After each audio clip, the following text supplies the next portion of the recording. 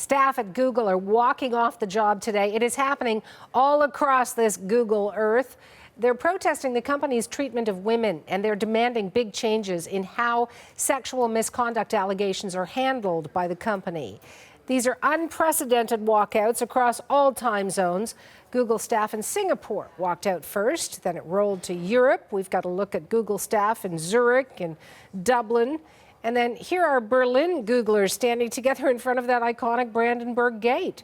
Google does have a staff of less than 100 in Haifa, Israel, but many of them left their desks today to stand with their fellow Googlers worldwide. And what about North America? Walkouts continued in Washington, and a large group of Googlers also walked out of this building in New York. And here was a scene just about 90 minutes ago outside the Google building in Toronto.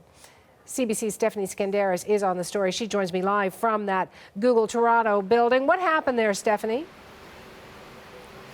Well, Suhanna, as you said just about 90 minutes ago, Google employees walked out these doors as expected. I would say there was, in all, in the end, more than 100 of them, maybe about 110. They walked out into this cold and rainy day in Toronto and up to a nearby park outside of a courthouse. Now, none of them wanted to be identified or be singled out, but they did say a little about why they walked out. Have a listen to that. Hundreds of people shared stories over the last few days about why they are walking out today. For me, it's because I've had to hear about and watch so many people leave the company after experiencing mistreatment and harassment, and I've seen women be unable to get promotion until they wither and leave. Now, you heard a mention of stories. There. They did read some of those stories, anonymous stories submitted internally that seem to be from around the world about misconduct, sexual misconduct, and other kinds of misconduct, and what the company did about them. It's those stories that really got to the heart of what this protest is all about. This was all sparked by a series of articles, especially one in the New York Times, that revealed how senior Google executives were treated, and in fact, what some were given after being accused of sexual misconduct. One example here, Andy Rubin. He was a key executive who created Android, and about 4 years ago, he was accused of sexual misconduct, which he denies. Google investigated. They determined those allegations were credible, but he left with not only best wishes from the company's chief executive at the time, but a $90 million severance package. Well, it's stories like that that don't sit well with employees of Google as they walked out.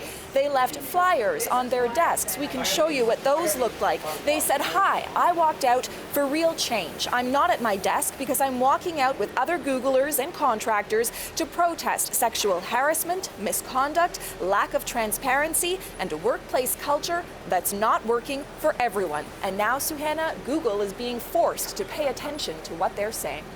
So we're hearing they want change, yes, but what exactly are they demanding, Stephanie?